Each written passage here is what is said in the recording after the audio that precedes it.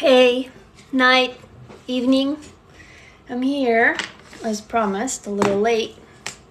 The whole day today was kind of crazy, and I fell victim to a story I want to tell you guys once somebody comes on. So, when you get on, say who you are, what your name is, where you're from, so I can talk to you by name. I always like it when somebody joins first, and I get to see the first person, the very first person who joined.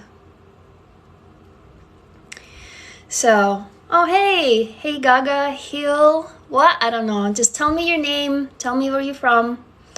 I wanted to tell you guys a cautionary tale today and tell you that those of us who are childhood abuse survivors, especially childhood sexual abuse survivors, we tend to let people violate our boundaries, and I just did that today. And, you know, I think I'm all wise and I've been through it, but it just happens. And because I've been in so much pain, I want to help people. But I also learned the lesson that if the person isn't asking for help, you shouldn't help them because they will see it as an attack. So, two things I want to hear from you. Actually, three. If you're commenting, tell us your name, where you're from. And then the second thing, tell me if the video that I posted today was helpful. It was about how I reinvented my identity, because I got some feedback from a few people where it was like, oh, well, I can't do that, and I can't leave my country, and I can't do this, and I can't do that. This is something that I've done, and it took me over 20 years. So if it was helpful, tell me. And third, hey, G from Canada, thank you. I just did earlier, I went live earlier today, and I showed you guys what I eat. I eat total carnivore, and this week in particular I'm eating goat kefir, which is, I just had like a glass of it, so that was my midnight snack, or snack before dinner. So anyway, I just wanted to hear if the video was helpful, and then tonight tell me what you wanna. Hey, you made it, Shimmy Polkaroo, yay. Tell me what your name is, where you're from. So tonight, ask in comments, basically tell me what you want me to make the video about tomorrow for you so it's useful. And so I wanted to give you a cautionary tale, because I know many of you have been through some shit in your life, right? So we have a tendency to do that. So one of the people here on TikTok reached out to me, I was like, hey, I need help, and can I do, I'm not gonna mention the name. Hey, Christine from Canada, yay. Sanja from New York. Sanja, do I say your name correctly? I hope or is it Sajia? So there's no N. At least I make it to one of your lives. Yes, you made it. I promised you guys I'll try to be here every morning, 9:30 to 10 a.m. Pacific time. If I can't, then if something happens, like my schedule goes wacky, I'll try to be here at about 10:30 to 11 a.m. And you can always catch me at night. Right now I'm doing ballet class at home. Hello. I don't know what's gonna happen once COVID is over and I can actually go take the actual ballet classes in the studio, but I do it at home. I just did it. That's why I have pink cheeks, because I just did ballet. So I can totally do from about 9 to 10 p.m. But something knocked me on my ass today, and I wanted to talk about it today. Hey, Anissa. I hope I'm saying it right. So this is just something, maybe I need to make a video about it tomorrow. This is a lesson that I learned, which a lot of us who've been through some pain, we really badly want to help people. But what happens is if the person pushes you away, your gut tells you, red flag, don't go there. But guess what? You ignore it and you still go forward. So I did that. Mushi Marmalade. Hey, I like that name, Mushi Marmalade. I love your videos. Thank you so much. I just came out of the dark of hiding from people for about 10 years. I've just been only on TikTok for 3 weeks or so. So seems like I'm not going back into hiding. Hello from Philippines, currently Costa Rica. Is it any? Welcome. So the cautionary tale I wanted to tell you. I get comments, and I try to answer as many of you as I can, but I've been writing actually 7 years non-stop, so I have issues with my wrist. It's not carpal tunnel, it's just overuse on my thumb. So if I type too much, it starts really hurting, so I stop. But anyway, I try to answer as many comments as I can. So I answered, hey, from Utah. I answered a comment, and then the person said, but you don't understand. So then I was like, well, tell me more. I want to understand. Red flag, guys. If somebody tells you you do not understand, please stop. Guess what I did? I ignored it, right? Oh, I didn't know you can save my videos. This is cool. Yeah, some of my books are autobiographical. Well, actually, most of them are based on my own stuff, but let me tell you the story first. So that person sent me a direct message, and I'm like, hey, follow me on Instagram and send me a longer message. And I'm telling this to all of you guys, right? If you want to tell me longer your story, your life story, whatever. So that person did. And so then we started talking, and I'm like, hey, tell me your story. And they said, well, this is what's happening. And I'm like, well, here's how I can help you potentially. And the person, again, listen to that. Second time, they told me, you do not understand. Guess what I did? I said, again, help me understand, right? Idiota. So the person said, sure. And I'm like, hey, we can meet. Actually, if any of you go to my startup website, emberville.com, there is a calendar and you can grab 20 minutes. We can chat. I can show you around my community that I'm building. I'm building a community of healing so we can heal through storytelling. So guess what? The calendar time comes up. The person is not there. They're late. What do? I should have just closed Zoom, right? But no. I go on Instagram and I go, hey, I'm there waiting for you. Are you showing up? And they go, sure. So they jump on the call, and then it went bad. I mean, at first it was like, hey, it's so good to talk to you, blah, blah, blah. And then I was like, so how can I help? And so we talked about the personal history of the person, right? And I'm like, well, this is what I did. And they're like, well, I really want to heal. And I was like, well, you know, this thing, it will never go away from you, but you will learn how to live with it by being stronger. Like, abuse never leaves you. It just doesn't. It's a big myth and bullshit that we forget. We don't forget. We never forget. But we also never forget how we overcame it. So we become that much stronger. And that was a really bad thing to say. They got angry at me, actually yelled at me. And I was just sitting there going, well, I stepped into it, didn't I? You know? And then after a while, they hung up on me. And then they sent me a message, don't ever talk to me again. I'm like, do I block them? I feel so sad. If you're there, this person watching it, I hope you know, I'm just so sad. I'm kind of heartbroken because I wanted to help. But please, for all of you, listen. I have done this shit so many times. I kid you not. I knew what I was walking into. So I knew it because all the red flags were going off in my body. Like, don't go there. But I just ignore it. And so a lot of us do that. A lot of us survivors of abuse, we just ignore the red flags and we just go forward like a bulldozer. Like, I'm going to go sacrifice myself.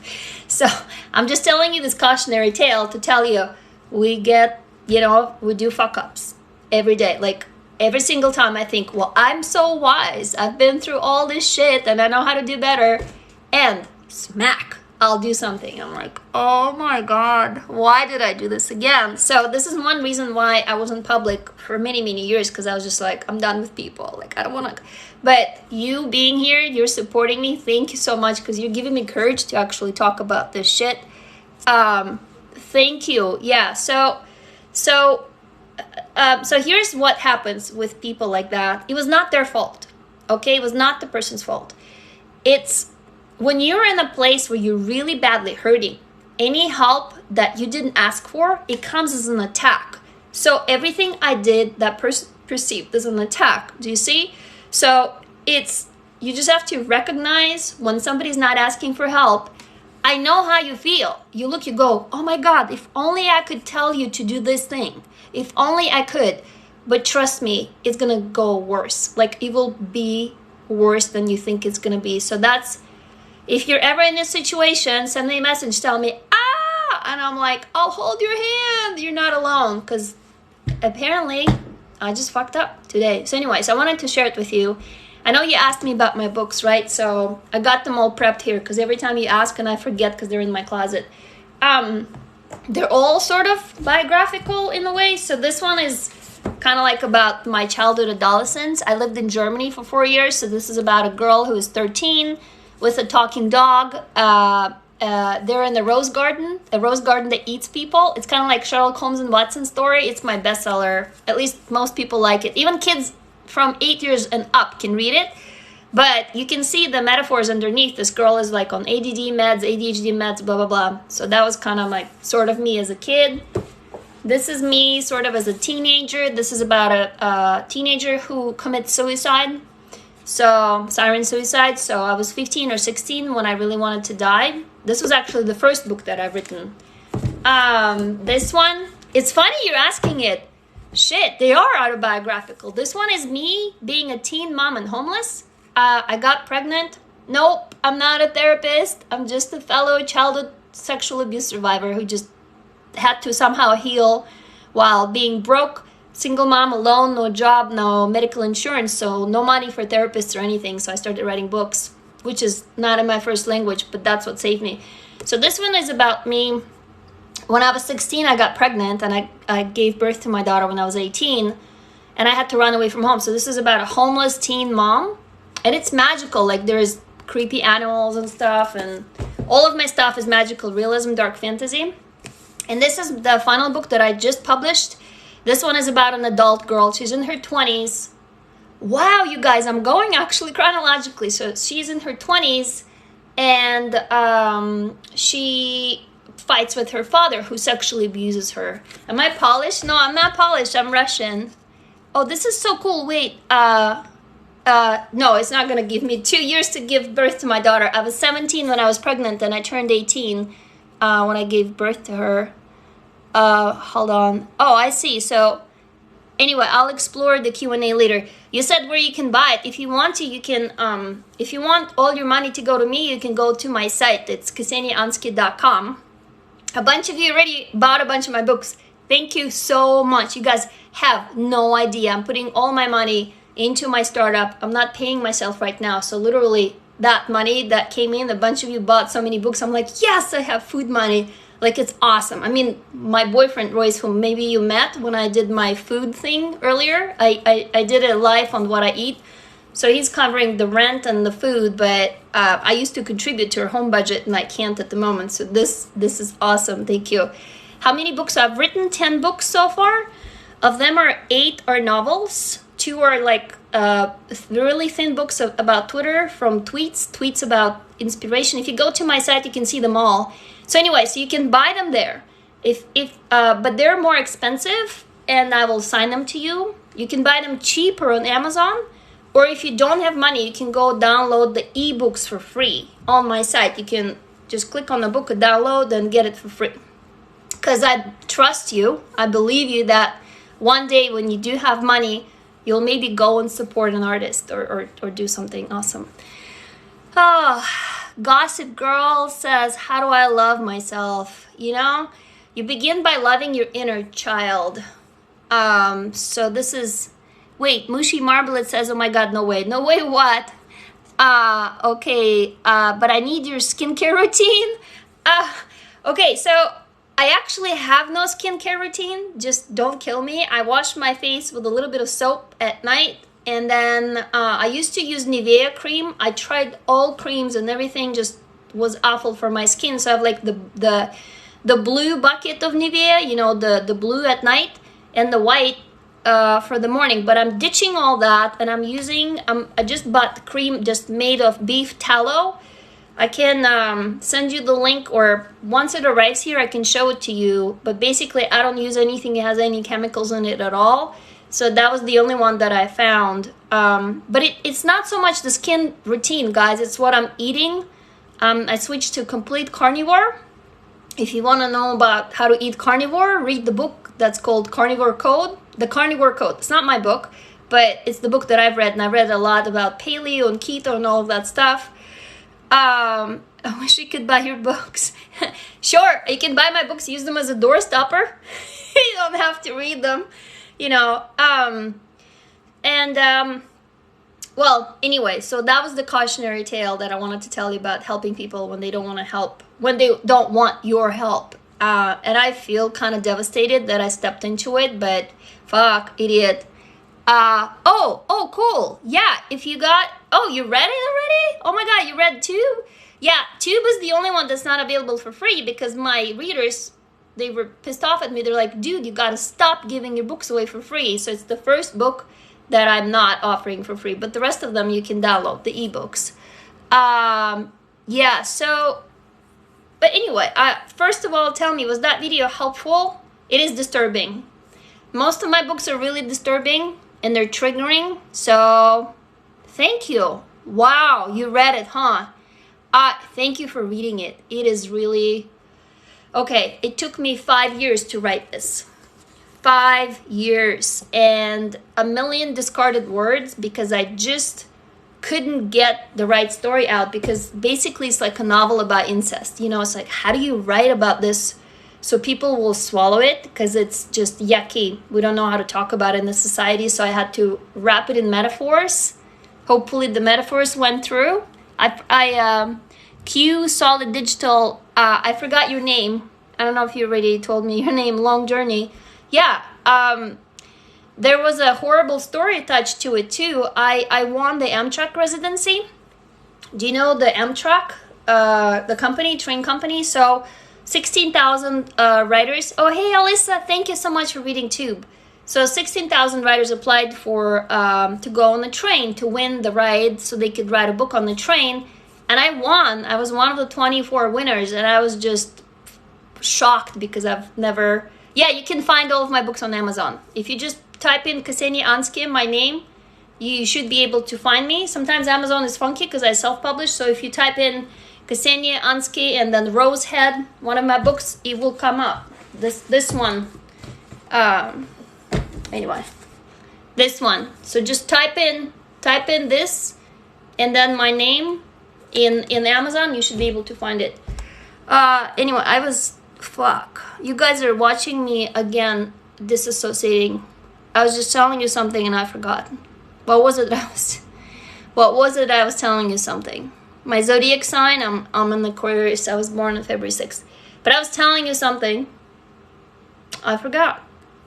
Christ. You actually can watch it in real time. Oh, trains. Thank you, Alyssa. So I won the prize, right? And I started writing my book on the train. Actually, if you search Ksenia Ansky Amtrak, you will find an article about me. You know, you can read about it. So this one guy stalked me. And then he's like, wow, you won this, prize, blah, blah, blah. And it was a horrible beginning of a horror story that lasted for 2 years. He basically derailed me from publishing a book. I was ready to publish it. I worked on it for 3 years. No, for 2 years back then. I wanted to publish it. And he's like, oh, we're going to make it into series. We're going to make it into a Netflix series. I'm a producer. I know people.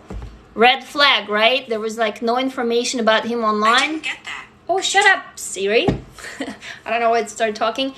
So I fell for it, right? And I let him go into my community. I used to have a community on Discord. I'm on Patreon. Actually, I used to make, that was my money, my full-time money coming into me on Patreon. I'm still on Patreon. You can still find me there. So there was a community. I was leading classes. It was fantastic. And then he kind of got in there and slowly he pulled the blanket. He's like, I'm going to help you structure your book. Oh, it's not going to be just one book. He said, let's make it 2. Oh, well, now let's make it a series. Let's make it 5. Then he said, oh, let me put me on the cover. I'm the co-author. And I was like, but that's my idea. Like, the book is already written. So anyway, I'm just telling you the cautionary tale, right? And so we would meet. In the end, you know what he did? He offered me sex. This is a married guy, right? What did I do? I did not shut him out. I continued talking. And I was just, this is what we do, right? This is what we're up against. The sexual abuse survivors, those of us, especially in childhood, we just can't fucking break this pattern. So I was only smart enough to end it fast and take screenshots of his messages so that it's documented, his harassment and his offer of sex. And I sent it to lawyers. I got into credit card debt to pay lawyers, but thank God this guy is out of my life. But it derailed me for 2 years. I got back. I resurrected this draft. So 2 years to write this, 2 years with this guy, came back. It took me another year to pull it out, clean it up, and publish it. So this was a labor of pain. Like, yeah, if you read this and you appreciate it, Thank you very much, because it cost me a lot of blood and sweat and tears, the story. The one I'm writing right now is also sort of autobiographical. It's about me. It's called The Dutch Murders. It's a thriller, kind of like Silence of the Lambs. It's about a serial killer. Yeah, beware of crazy people. No kidding. No shit. Yeah, exactly. So that's about me older, when I was 25 or so, you know, but I'm changing into a man, and to change genders, and it's a male journalist, and he catches the serial killer who nobody else can catch. And actually, the notorious Russian serial killer Andrei Chikatilo, if any of you know, he was rampant for 25 years. He killed over 50 women and children in Russia because the Soviet authorities didn't believe that the Soviet Union, the communism, could produce a monster like that. Oh no, everybody was happy in our country. I'm so angry about this, you know. So he was caught, I think, 93 or something like that. It was the first publicized public court hearing in the West. So yeah, Chikatilo. Yep, yeah, you can go search him. Just warning you, what he did is so disturbing. If you're easily triggered, don't go there. Please, how can I forget my father's death and its trauma? How did I start writing? First of all, oh, я люблю тебя. Я тебя тоже люблю.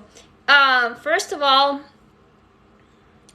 okay, let's talk about forgetting. You know, this is a terrible truth, okay? But if I told you, yeah, you can forget, I'd be lying. You probably will never forget. Like, it would leave you some days, and some days it will come back. So like, there's just no forgetting. There is only learning how to live with it so powerfully that you accept it as part of your life. So I can't forget, but I just don't think about it. Does it make sense? Like, I haven't forgotten. I just don't think about it daily anymore. Like, I used to be self-conscious. I did, hey, Prince George, BC, Canada, yay! I told you that I did a nose job, right? So I got into an accident. I was actually biking home on a bicycle, and the truck hit me, and I woke up in the hospital because apparently I T-boned it. My bike broke in half. The frame got cut into my leg. Half of my body was black because it was like this giant bruise. Like, my nerves died for 6 months. You could stick a fork in my leg and I wouldn't feel it. But miraculously, so the helmet saved my life. Oh my God. Hi from Calgary, Canada. Guys, do you see what's I just blinked again because that was traumatic and I forgot what I was going to tell you. Jesus Christ. You know, that's why it's difficult for me sometimes to talk to people, because in the middle of a conversation, I would just do what I just did. I forgot. So, if any of you remember what I was telling you right now, please remind me. Elena Daniel says, I was alone in my room, but I started watching you live and I feel so content now. Thank you. You're not alone. I'm with you. Yeah. Hey, anybody out there, when you say you're alone, please talk to each other and say, no, you're not alone. I'm here with you. Not forgetting. I can't remember now, you guys. This shit bugs me so much, by the way. Not so much, though. Like, oh, yeah, about my nose. But what was I... Oh. Was it about acceptance? That I did the nose job, and then... I can't remember. Fuck. Anyway, I'm glad that your videos make you feel cozy. Yay. How old were you when you came to US? I was 22, I think, or 21. So I was an adult already. Oh, self-conscious. Thank you. Thank you. Okay. All right. I remember now. So this is interesting, guys. What you're watching is trauma playing it out in real time. You see why we forget. So, you know how you're self-conscious about how you look? I would always try to hide my face because my nose, it was actually not that big, but it reminded me of my father when I look in the mirror. So I would always be conscious of my face. Do any of you have here this same? Yeah, raise your hand. Like, I couldn't concentrate on doing something because I would always think, oh my God, am I looking weird? Like, are people looking at me? And I cut my hair really short and I had these bangs and I tried to like hide behind the bangs. Fuck, it was awful. So it was only after I did the nose job that I stopped. I remember now. Okay. So I stopped. I'm not thinking how I look now anymore. But most of my adult life, until I was in my 30s, I always was self-conscious. So you said how to forget. That's what I was talking about. How to forget, you won't. But you won't be self-conscious about it anymore. Does it make sense? It's like it's there. Yeah, it happened to you, but you don't think about it. So that's the allegory that I wanted to give you guys. But you can see, because both of them are connected to my trauma, I just blanked out. Oh, it's fucked up. But yeah, hey, those of you who are alone watching right now, you're not. Come here. I'll hide you in the blankie. Well, it's not a blankie. It's actually this big cashmere scarf. I love it. It's so soft because I'm in my ballet leotard. I just did my ballet and I literally had no time to change before I see you guys. Before I got here, guys, because otherwise I would have been late. I was already late. Thank you. I think you have an incredibly beautiful soul too, all of you here. So yes, you're not alone. It's nice and dark wherever you're sitting, whatever time you are, where you're from, you know, say your name, where you're from. But anyway, so was the video today helpful on identity? Because I got some heat from some people. It was like, well, I can't do that, you know, or how did I start ballet? Oh, great question. So I wanted to be ballerina as a little kid because I'm from Moscow, from Russia, Bolshoi ballet, you know, it was like every girl's dream. But my parents, I lived with my mom, they were poor, they had no money, no time. My mom was hardly there. My grandmother raised me pretty much, and she had no time to go get me to a ballet class or whatever. So I never did. I took like a local dance class at a local movie theater in a club. And I won some awards. I was so good at dancing. And then when I was 11, my dad took me with his new family to Germany, which is a whole another weird story, which is like why a man would take a girl from his previous marriage who's 11, and he has a new wife and new kid, and he forced me to call his new wife mom, you know, and it was... Anyway, I just didn't know back then that I was kind of like his toy, right? So, but he laid off me when I got 13 because I got my period. So I lived with him and my half-sister and my stepmom in Germany, in Berlin, for 4 years. And that's why I'm fluent in German, where I was fluent. Hold on. Now I totally forgot again. What the fuck? God. So you know what you're watching, guys, right now? This person that I told you about earlier, the one who yelled at me on Zoom, it just knocked me out for like about an hour. This kind of stuff. Oh, ich spreche Deutsch ein bisschen. Oh, how do I start ballet? Thank you. Yeah, if you don't mind reminding me, because I just... Squirrel! You know, it's gone. So then I buried that dream. So I went to Germany, to Berlin, and all of my classes, dance classes, stopped. I didn't go to anywhere. Then at 15, I got back to Russia. I kind of stuck around my dad. I never had my own room because my half-sister had it. Like I was kind of migrating to my mom's home, to my dad's home. Nobody kind of wanted me anywhere. So when I was 16, I decided to run away from home. So at 17, I finally ran away. And then I became a mom at 18. So like, never mind ballet. So in here, my daughter, I kind of, you know how any of you parents here who hang your dream on your kid? Right here. So I talked my daughter into taking ballet. Of course, she was little, she loved it. So she started taking classes at Pacific Northwest Ballet here in Seattle. And then she got to the point where they do points, and she saw girls unwrapping their toes, they were bloody. She's like, Mom, I'm not doing it. I'm like, it's your body, your wish, don't do it. What I didn't realize, guys, that I secretly wanted to do ballet, but I didn't admit it to myself because I was just too busy living life, being traumatized, suppressing all that shit. So it wasn't until I started working on myself, and in all of my books, there would be girls dancing, you will see. And then I did that list. I told you guys, remember? Yep, my dad was abused, my mom was abused, my parents, both of them were abused. So this is an exercise I did. If any of you want to do it for a whole day, you take a whole day off, you turn everything off, and you go and sit somewhere on the beach or outside, and you write 100 things you want to do. You can't cheat. No going online and looking at bucket lists. And not saying like, I want to go to Paris, I want to go to Berlin, I want to go to whatever. No. Things that you really want to do. And then you look for a pattern. And guess what? I did that. And my pattern was I wanted to write, I wanted to read, and I wanted to dance. And I was like, well, fuck. I need to do it. And then I went and I took my very first class, adult class at PNB. Yeah, I have two kids. They're 26. My daughter's 26 now, and my son is 17. So I tried the first class, and I was like pissing hot water out of fright because, you know, there's like all these people, almost professional, right, who's doing ballet, and here's me like, Christ, I don't even know how to do a plie. So I did one class, and then I realized, oh, how did I eliminate my accent? I didn't. Anyway, I can talk about it later. So ballet class, I realized that to get any better at ballet, one class a week doesn't do it. But there was only one beginner class. The rest of them are intermediate. So it was January 1st, you know, you do the New Year resolutions and all of that kind of stuff. And I was like, okay, well, I'm going to be a fucking hypocrite if I tell people that you have to give your inner child what the inner child wants, and I don't do it for myself.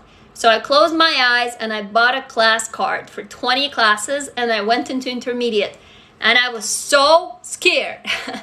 But I got good. Like, it's my second year now, and I'm pretty good. Like, I'm getting there. I'm completely awful when I'm compared to professionals, but I can do it, and I'm so happy. So I'm doing now ballet on Zoom because, you know, the studio is closed, but hopefully that answers your question.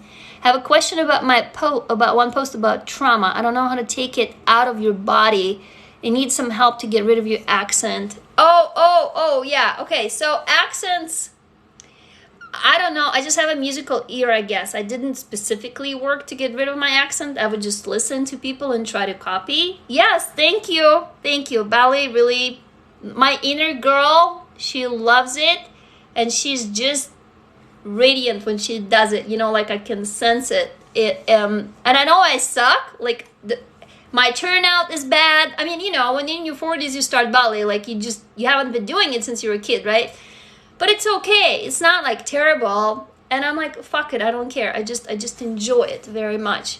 Anyway, somebody was talking about taking a trauma out of the body. How long does it take till you practice standing on your tippy toes? I haven't done points yet, guys. I'm gonna try, but I tell you, I tried putting my foot into it, and oh my fucking god, it hurts.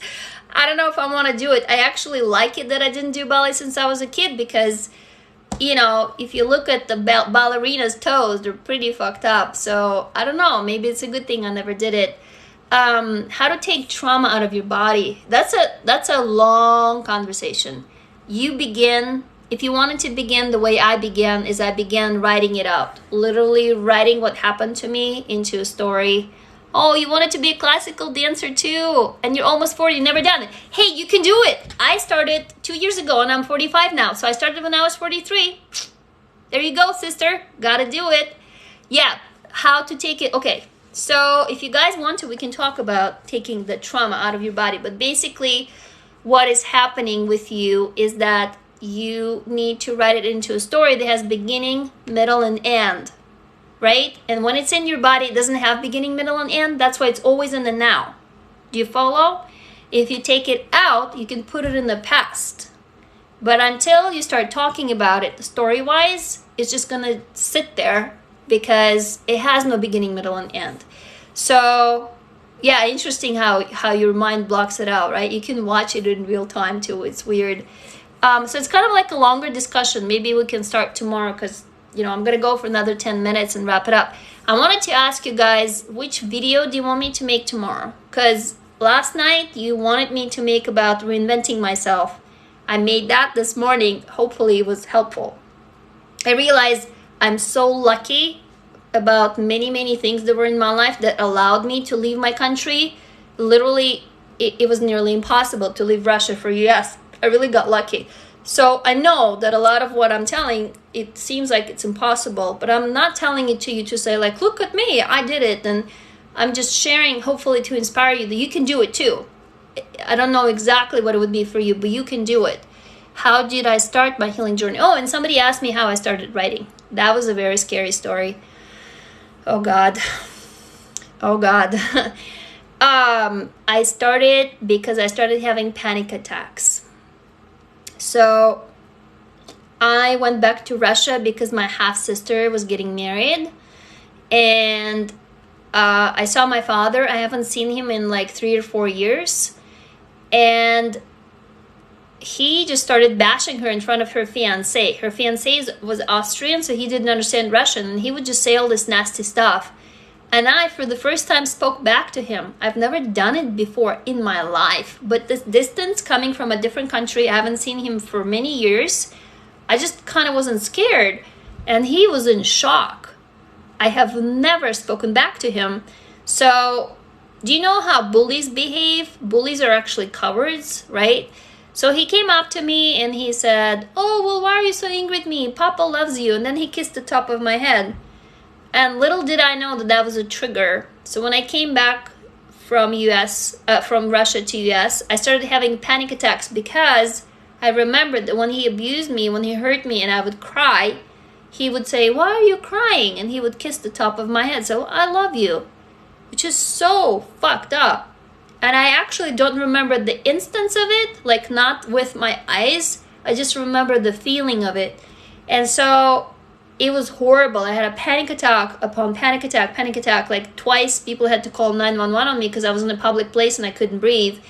So that was the beginning of my journey because, first of all, I did not know what a panic attack was. I thought I was having a heart attack or something. I had to go read. I'm like, why am I having a panic attack? You know, I never even knew what that was.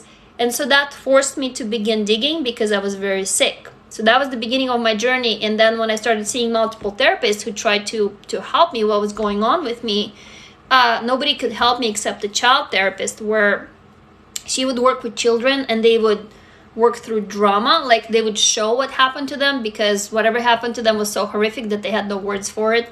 So she asked me to draw because nothing helped me. So I started drawing. And then underneath my drawings, I started writing. And that was the first thing that the therapist, she said, "Wait, you're calming down." So she said, "Do more of that." So that's how my writing started. It's a very dark, ugly story. I started drawing my abuse the way I remembered it, and I started writing underneath it. And that is how I started writing my first trilogy. This one, you know, this was kind of born out of that, as I started just writing what happened to me, but like a total fantasy, like my dreams or anything that came to my brain. So that is how I started. So it's not a glamorous story of, I always wanted to be a writer, and when I was in school, you know, I don't have that story, unfortunately. What did it feel like from panic attacks? Well, it's like, it feels like you can't breathe, you know. The reaction of your body is you go back to being a kid, and when you're abused, you remember it as if it's life or death scenario. Like I thought I was gonna die. I did not understand what rape was or like what sex was. You know, I was a kid, right? So I thought I was gonna be skewered through and I was gonna die. That's what I thought. I was terrified because I thought it was death. I thought it was this thing that didn't belong to a body, because I've never seen, you know, a grown man with an erect penis. So it was like, what is that thing? That's a scary thing, and oh my god, it's gonna poke through me. Like, that's what I thought as a kid, right? So yeah, I'm sorry you know this. Those of you who can relate, I'm really sorry. But that is what we think as kids, you know, when we're sexually abused, because we don't know what that means. We don't know what that is, and we have to somehow cope with that. So we come up with images that make sense. It is horrible. Yeah, I thought it was an alien because it would come alive. I was terrified of it for the longest time. I was terrified of having sex because I was terrified of the organ. You know, I'm like, thing is alive and it's gonna kill me. Like, you can't take it out of a kid's brain, right? Either other die or you think you went crazy. Yeah. Well, okay. I can share with you something else too. Oh, I'm sorry. Your brother was 7, I was 4.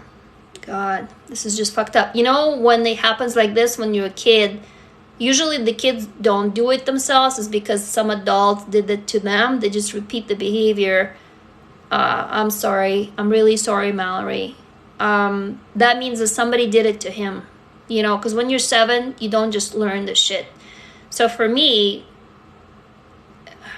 wow, I just blinked out again. God, this is... so what you're seeing, guys, is I'm no longer... it's no longer emotional for me, right? I'm not bawling my eyes out here, but you're seeing me blinking. It is literally my brain is shutting down, live for you when I become triggered. When I go too deep, it just cuts it off, like it's gone. So on one hand, I'm happy because that's what allowed me to survive. On another, I fucking hate it. Like I hate my brain just, yeah, when you say, how do you speak so easily about? If you know any other abuse survivors, we all speak easily about abuse, and then it freaks people out. They go, don't you feel anything? Or people say, aren't you imagining it? Or like they don't believe you. But it's precisely if you know someone who talks about horrific stuff calmly, that you know that person has been through some serious shit, because we learn to disassociate. Right now, I'm not there. I'm telling you this so calmly because I'm apart from my body. You might hit me later, but no, what is the name of my book? I have a bunch. This is the latest one that took me 5 years to write. It's called Tube. This is the most horrific one. One of you told me here that you read it, and this can be really triggering. So be careful if you wanna, if you wanna do it. So this is the most fun one. This is about a rose garden that eats people. So it is really fun, and it's like not R-rated. This is like PG rated. This is for kids 7 and up. They can read it. But if you read it, you will see what I mean. It's about neglect. So, wow, I rarely visit that anymore. So, oh my God, you were triggered when you were giggled. God, that's fucked up. Oh, you're reading Tube right now? Jesus, so what do you think? Guys, Kashmiri Kami is reading my book. Thank you. That takes guts. I warned you guys. If you really badly want to read it, please do. But if you get triggered easily, this book is not, it's a ghost story. It's about ghosts on a train, literally what it is about. And the ghost comes alive. And it is really dark. I mean, if you like Stephen King kind of stuff or books of blood, my stuff is as dark. It's like horror, but it's psychological horror. So, but I warned you. I mean, if you get me, people love this book. But if you're easily like reacting to stuff like that, then please don't read it. Honestly, you Hypermod Kid. Okay, you asked for it. I warned you. I've had that before. I've had people tell me before. They're like, wow, I want to read your books. And they're like, holy shit, I'm out of here. Or I'll have you guys like you're like, give me more. I'm like, I fucking love you. Thank you. You're my people. Hold on. Reina Samia. I forgot your name. I'm sorry. So you were about to tell us a story about the panic attacks when you feel, oh, thank you. Ha! You guys see how I blinked out on that? So I wrote myself out of panic attacks. That is how my writing started, right? So, and I showed you my journal. Didn't I show you my journal before? I think I did. Do you want to see my journal again? Raise your hands. I have it back there in the closet. I can go get it. I can show you exactly how I wrote myself out of panic attacks. You can actually see. Okay, you want it? Okay, fine. Fine, if there's at least one person who wants it. So, because I showed it to you before. Okay, here it is. So, oh, okay. Can you hear me still? Because I know that last time I grabbed my phone, I covered the microphone. Okay, so this is my journal. I carried it with me. It's very appropriate. It has skulls, right? So I'll show you one page in particular where you can see how I wrote myself out of. Okay, here it is. All right, just don't share it. Don't record this video, please. This is very private. I'm sharing with you. I trust you, right? So, can you see? Tell me. Okay, hold on. How do I? All right, let me come closer. Oh, wait. I can flip the screen. Hang on. Flip the camera. Okay. So, do you guys see? So, I want to show you. Just watch. Do you see here normal writing? Now, do you see this? This begins in Russian. And do you see how it's like all squiggly? Look how crazy the writing is. Do you see how it's like jumping? and then do you see how it gets, like, you can't read it right here. Look at that. Look at the squigglies. And then, and from Russian, see, I switched to English, and then it becomes normal, but then look, I can't breathe again. Do you see? You see how the pressure of the pen changes? And then look, I wrote myself out, and look at what I said. I will never be alone. I will never be quiet. I will never be weak, a safe place. So, this is, this is real shit, right? So, now you've seen, I would be sitting there, not breathing, just writing it out, writing my panic attack out into a story. It helped. I mean, it was the only thing that helped, honestly. Whew, that brings memories. You're welcome. That was not easy. Yeah. Thank you. You guys are amazing. For tomorrow, what do you want me to make a video about? Because the whole idea tonight, because it's 10 and I gotta stop torturing myself. I'm not sleeping enough right now. Go to bed on time. So tell me, what do you want? You're very welcome. Thank you for allowing me to share. Thank you for being here for me so I can share. And it's, if I told you what's written in there, it's not like, it makes no sense. It's just kind of like images that I saw in my head. It's not even a narrative, so video about survivors. What do you mean exactly? How childhood trauma affects who you're attracted to. Okay, I'm taking notes. Hold on. So, survivors, how childhood trauma affects, how to take trauma from your body, about not being self-conscious. Okay, hold on. Self-conscious. What else? Loneliness after having no circle, family or friends. Loneliness. I can relate to that. Loneliness, self-consciousness. Should I remember my trauma or don't? You know what? Don't. Should I confront an abuser or not? Oh my God, that's a loaded question. Rage from trauma, forgiveness, rage from. Keep typing like crazy, you guys, because we're. What I'm looking for is a pattern. I'm gonna do a video of most of the question of once they fit into some kind of a pattern. Oh, you're new to my account. Hey, Gabby Bird, I love you. Thank you for joining. Reconnecting with the world after isolation. Okay, I'm beginning to see a pattern here. Isolation. Anything about commitment issues, releasing internalized perspective of abuser, how to trust people. Yeah, that's a big one. How to trust people again, right? How to trust again, because you don't trust. Do I need to accept myself? Say it again. Codependency. Boundaries. I did a video on boundaries. Tell me, go watch it and tell me if you need another one. No one seemed to believe me when I tell them. Been there, done that. Fuck them. Honestly, tell me your story. I believe you. Or come here. How to accept love. Oh, that's a big one. I ran away from that one for many times. Hold on. Shutting yourself out from the world. How to accept love. I actually can talk about that one. But God sent you to me. Oh, thank you. Thank you so much. Not living a life. Yeah, just kind of like existing, right? Not living a life. Okay, those of you who are just joining, we're actually wrapping up, but I'm asking you what you want me to make a video about tomorrow. My son was abused. I want to help him, but I think he's blocking it out. Oh my God, that is so horrible. I'm so sorry.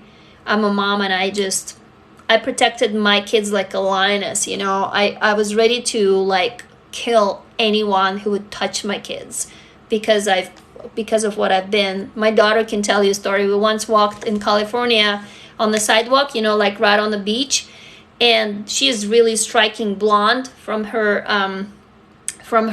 dad. And this one guy came across like, "Hey, sweetie," and he reached out to grab her boob, like like on it was Sunset Boulevard or something, like one of those beachy streets in California, right, when there's a lot of people are walking.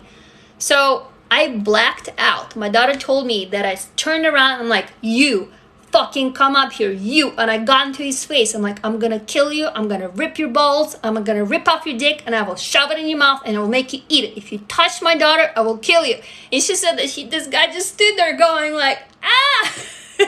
I don't even remember much of it, but I was like, I'm gonna fucking kill you if you touch my daughter. So yeah, you know what? I think if I say fuck, it's fine. Because I was censored as being vulgar. The last time, guys, I went live this morning and TikTok suspended me for 15 minutes because I said, actually, fuck is okay. Look at that. Fuck, fuck, fuckity fuck, fucking. Looks like it's working. But I said, as I'm going to spell it out so it wouldn't catch me again. I said how I would talk to my abusers, and I showed the 2 fingers, and I said SUCK. MYDICK, you know, and the video just went, I got cut right in the middle of it because, you know, if it's in the right context, yes, that could totally be seen as an attack. But I was like, why was I suspended? And you were like, what happened? And so hold on, but let's get back though, because so you said self-conscious, how to not be self-conscious, loneliness, a video about loneliness, isolation, how to not be isolated, how to trust people again, how to accept love, and how to not living, oh wait, what was that? Not living alone, I'm not sure. So, talk to me again, just start typing, you know, comments like, what do you want me to make the video about tomorrow? Because yesterday you told me you wanted to make me a video on how I reinvented myself, how you can do the same, so I did that. So, how you're so outgoing and positive, being abused and becoming an abuser. Okay, that's an interesting one. Like why some people who get abused don't become abusers, right? And some people do.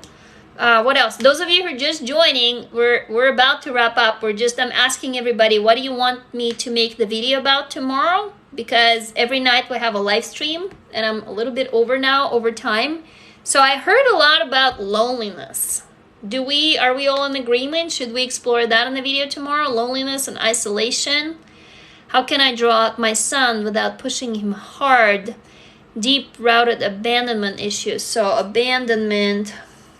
You know, about your son, can you please follow me on Instagram, write me a story there? I feel I can help you better. Abandonment? I see the yeses, is that about loneliness or abandonment? So we got self-consciousness, loneliness, isolation, trust, how to accept love, and abandonment so far. Loneliness, okay. Yes for loneliness, again, just type in one word. Just tell me one word. Daddy issues, okay. Letting go of imagining how abuser would think, judging things, abandonment. I'm getting to abandonment, so guys, vote. Issues with men in general, loneliness, abandonment. Okay, so it seems like we're in a tie, loneliness and abandonment. Subconscious reader told me I have deep abandonment issues. Okay, so, all right, loneliness and abandonment. Am I reading it right? Abandon. Can you tell me more? Can you do me more of a sentence? Hi from Guam. Can you give me more of a sentence, like what specifically about loneliness and what specifically about abandonment? And then let's decide which one we're going to do. Well, I'm going to do for you tomorrow.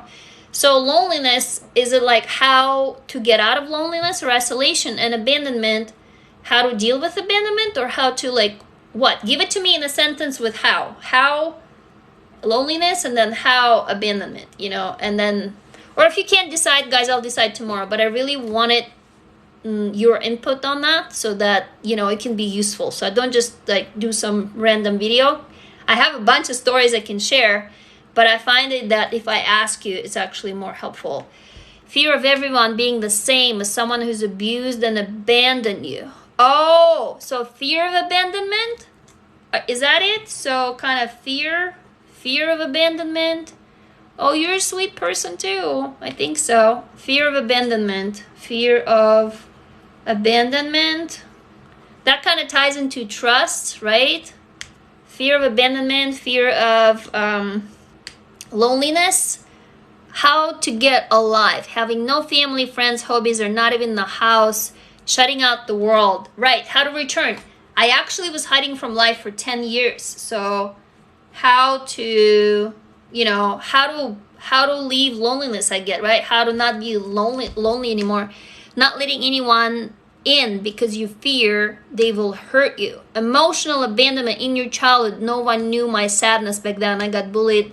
Okay, how to get back into life. I'll come up with something overnight, but I can sense the same pattern here. How to not feel alone, lonely when around others, being present, trusting in general. Also a form of father figure. Okay. So, all right. So like abandonment and loneliness, and kind of like how to break the cycle of abandonment and be together with people again, right? To trust people. Fear of opening up to anyone. You've been hiding from the world 3.5 years? Hey sister, I've been hiding from the world for 10. So I'm with you. I totally know how you feel. Abandonment from a father figure. Emotional abandonment in childhood and the sadness of loneliness as a child. Okay, I think I got it. So fear of abandonment. It's basically about being lonely, being abandoned, and how do you get out of it, right? How do you trust people again after being abandoned? Is that it? Did I get that right?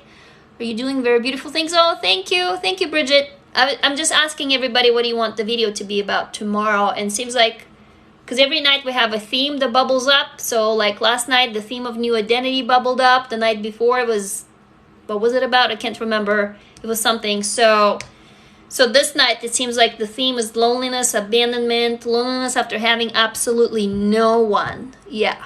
Okay. So all cool. Loneliness, abandonment, and then how to trust people again. Do you ever disassociate as an adult? Yep. Feeling zoned out? Yes. Numb? Yes. No, all of these. Losing a loved one, trying to be happy with them, feeling safe. Yeah. Okay, I got it. So I'll cook up something about loneliness and abandonment, how I felt lonely and abandoned, how I returned to life to trusting people. So guys, I want to stay with you forever, seriously, but like I really need to go to sleep. So thank you so much. Thank you for being here. I love you all. Difficulty maintaining friendships after trauma. Okay, yeah, if you have more thoughts right now, send me direct message here. I enabled it. Or if you want to send me like a longer story, go on Instagram, follow me there, and I think you can send me a message in there. I'm gonna go sleep. I love you all to death. Thank you so much. I'll make you a video tomorrow. I'll be live tomorrow again from about 9:30 to 10 a.m. Pacific time. Thank you. Thank you for being here and not watching your favorite TV show. I feel honored and privileged that I'm able to help you. You know, you're not just like doing something else. So I love you. I gotta go. All right. I'll see you guys tomorrow. I'll make a video for you on loneliness and abandonment and trust. Something about that all. And I'm gonna go sleep. Good night.